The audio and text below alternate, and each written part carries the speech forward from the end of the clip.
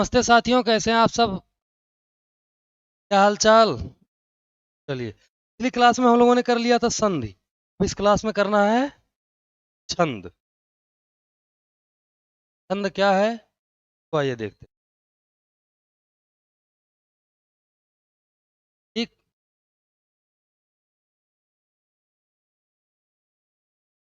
छंद शब्द छद धातु से मिलकर बना है। इसका अर्थ होता है आह्लादित करना या खुश करना। कि जब हम कोई कविता पढ़ते हैं, कोई गाना सुनते हैं या कोई गजल पढ़ते हैं, शेर पढ़ते हैं, तो हमारे अंदर एक आनंद पैदा होता है। उसको ही छंद कहा जाता है। यह आह्लाद वर्ण या मात्रा की नियमित संख्या के विन्यास से उत्पन्न होता है।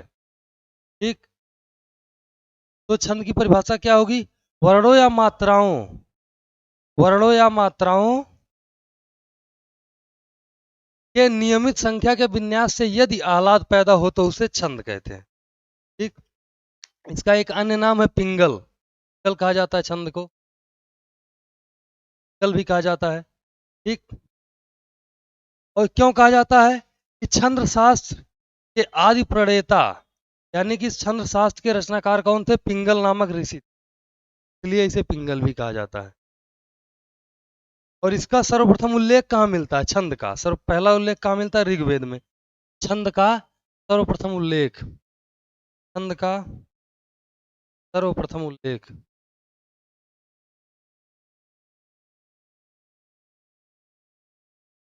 का सर्वप्रथम उल्लेख कहाँ मिलता है? बताइए। ऋग्वेद में। चलिए, छंद के अंग कौन कौन से हैं देख लेते हैं। चरण पहला अंग है छंद छंद का चरण, पद या पाद। इसको अंग्रेजी में स्टैंजा बोला जाता है। दूसरा है वर्ण और मात्रा। तीसरा संख्या और क्रम। चौथा गढ़। फिर गढ़ के बाद गति। गति छठा है यत या विराम। सातवां है तुक। ठीक। आगे आइए, समझते हैं क्या क्या है। चरण क्या होता है? छंद के प्राय चार भाग होते हैं। इनमें से प्रत्येक को चरण कहा जाता है। ठीक। दूसरे शब्दों में छंद के चतुर्थांश यानी चौथे भाग को क्या कहा जाता है? चरण कहा जाता है। हम कोई सोरठा लिखते हैं, कविता लिखते हैं, कुंडलिया लिखते हैं, चौपाई लिखते हैं या शेर शायरी लिखते हैं तो मैक्सिमम चार लाइन की ही होती है। दोहा दो पंक्तियों में होता है। लेकिन दोहा में हमने देखा कि चार पद होते हैं। तो दोहा के मात्राओं को हम देखते हैं तो कहते हैं पहले और तीसरे पद में 13-13 मात्राएं, दूसरे और चौथे में 11-11। ठीक। दूसरे और चौथे में 11-11 मात्राएं होती हैं। तो चार चरण हुए कि नहीं हुए? दोहे में एक पंक्ति में दो चरण होते हैं, तो दो पंक्ति में चार।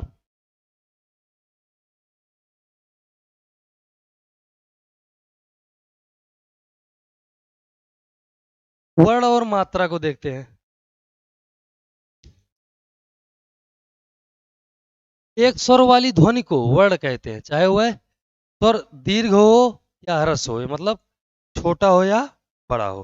जैसे आ, फिर आ, छोटी, फिर बड़ी, फिर छोटा हो, फिर बड़ा हो। ये सब एक ही ध्वनि के हैं। जिस ध्वनि में स्वर नहीं हो, जैसे हलंत शब्द राजन में ना का संयुक्त अक्षर पहला नहीं, उसमें हलंत लगाना, उसे वर्ण नहीं मानते हम। ठीक। वर्ण को ही अक्षर कहते हैं। आगे आइए। वर्ण दो प्रकार के होते हैं, ह्रस्व या दीर्घ। ठीक। वर्ण दो प्रकार के होते हैं, ह्रस्व या दीर्घ। ह्रस्व स्वर कौन से होते? ह्रस्व। ठीक। आ, उ। ठीक। और री। दीर्घ कौन कौन से होते हैं? दीर्घ। दीर्घ कौन कौन से होते हैं? बड़ा आ, बड़ी ई, बड़ा ऊ, ए, ऐ, ओ और औ। ये सब दीर्घ वर्ण होते हैं। ठीक। चलिए, अब मात्रा देखते हैं। मात्रा किसे कहते हैं? किसी भी वर्ण या ध्वनि के उच्चारण काल को मात्रा कहते हैं। किसी भी ध्वनि या वर्ण के उच्चारण काल को मात्रा कहते हैं। इसको समझते हैं। किसी भी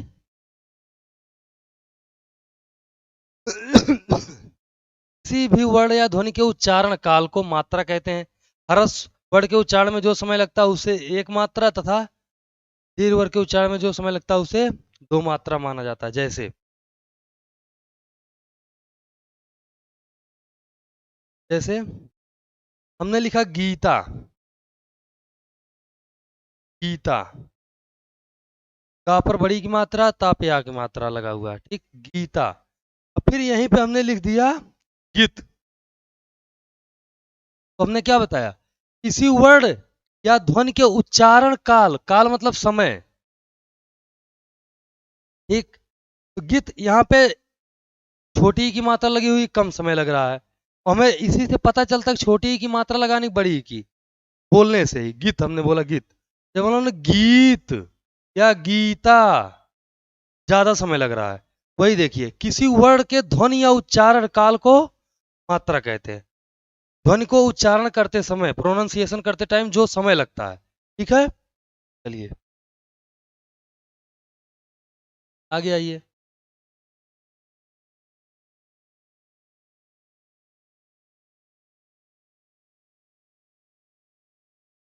अब मात्राओं को आप लोग नोट कर लीजिए, कुछ जो मात्राएं होती हैं, कौन कौन सी कैसे कैसे मात्राएं लिखती हैं। चलिए,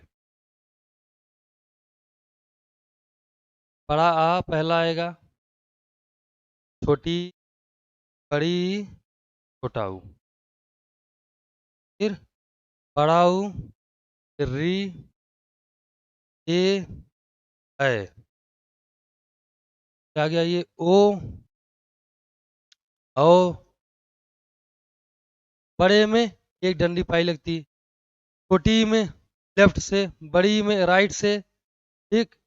छोटा ऊ की मात्रा ऐसे लगे, बड़े ऊ का, री का, ए का मात्रा, अ में दो मात्राएं लगती हैं ऊपर, जो वृद्धि संधि में मैंने बताया था, अ और औ, जहाँ ऊपर दो मात्रा लगे वहां वृद्धि संधि, फिर ओ, औ, ये मात्राएं, ठीक।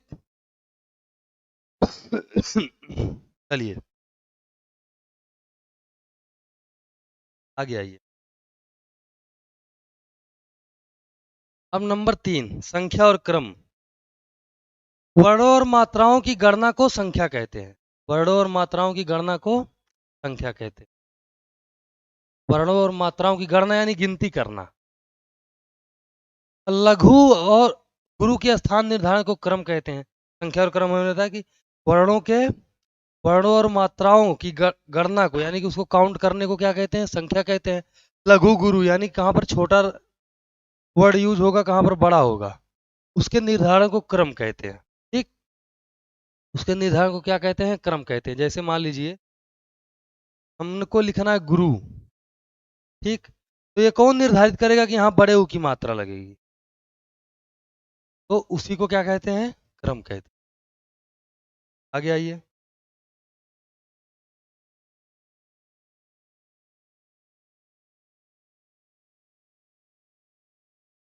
संख्या और क्रम हो गया, इसके बाद आते हैं हम गढ़ पे। गढ़,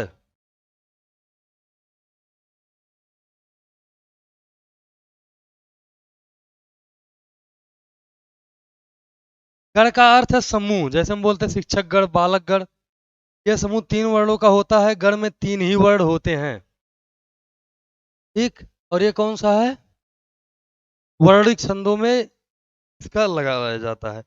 इसके 8 छंद देख लीजिए। गणों की 8 संख्या है, 8 गणों की संख्या कितनी है, 8। इसका सूत्र है यमाता राजभानस लगा, यमाता राजभान सलगा, ठीक।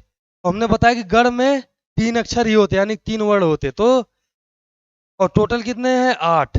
यमाता राजभान सल लगा, इसको ऐसे छोड़ देना है, मात्रा काउंट करने के लिए बनाया गया। अब देखिए या से क्या होगा, यगड़, ये देखिए या से गया यगड़, फिर माँ से मगड़, ता से तगड़, रा से रगड़, जा से जगड़, भा से भगड़, ना से नगड़ और सा से सगड़, ये हुआ। अब इसकी मात्रा कैसे काउंट होगी? मात्रा काउंट करने का तरीका देखिए। यमाता राजभान सलगा, यगड़ मगड़ तगड़ रगड़ जगड़ भगड़ नगड़ और सगड़, ये है। और इसकी मात्रा कैसे, मैंने ऊपर बताया कि गढ़ों में 3 समूह होते हैं, यानी कि 3 अक्षर रहेंगे। तो जब हमको यगड़ निकालना है, यगड़, तो यगड़ में कितने अक्षर हैं? 3। तो यहाँ यमाता राजभान सलगा, इसका जो सूत्र है इसमें देखते हैं। यगड़, या से शुरू करते हैं। या के बाद 3 मात्राएं हमको लेनी है। कितनी मात्राएं लेनी है? 3। या के बाद 3 अक्षर, या, मा और ता, ये हुआ है। अब देखिए यगड़ की मात्राएं कैसे बनेगी। या माता, या माता, यानी कि या छोटा है, फिर माँ पे मात्रा लगी वो दीर्घ हो जाएगा, ता पे भी मात्रा लगी थी, तो 1 मात्रा, 2 मात्रा, 2 मात्रा, टोटल यगड़ में 5 मात्राएं। फिर ऐसे मगड़, तो माँ से काउंट करेंगे 3 तक। माँ तारा, माँ तारा, तो इसमें भी सब दीर्घ दीर्घ है, तो इसका दीर्घ दीर्घ दीर्घ हो जाएगा। फिर ऐसे तगड़ में ताराज, दीर्घ दीर्घ 1। फिर रगड़, राजभा, तो दीर्घ सिंगल दीर्घ। ये जगड़ में आएंगे, सिंगल दीर्घ सिंगल। फिर नगड़ में सिंगल सिंगल सिंगल, और तगड़ में सिंगल सिंगल दीर्घ, ये है। ठीक, चलिए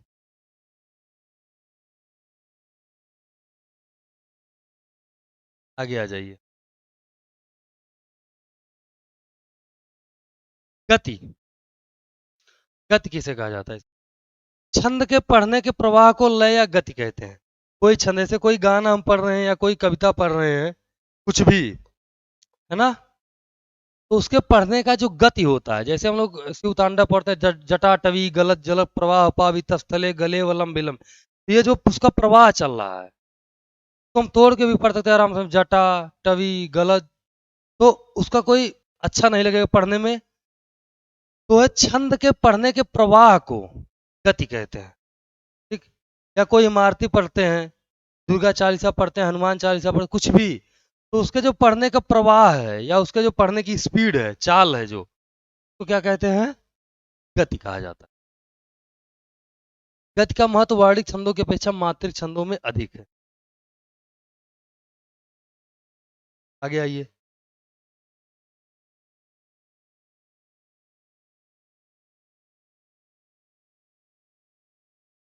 आगे, आगे है यति और विराम। छंद में नियमित वर्ण या मात्रा पर सांस लेने के लिए जब रुकना पड़ता है, तो इसी रुकने के स्थान को यति या विराम कहा जाता है। छंद में, छंद में नियमित वर्ण या मात्रा पर सांस लेने के लिए रुकना पड़ता है, इसी रुकने के स्थान को यति या विराम चिन्ह कहते हैं।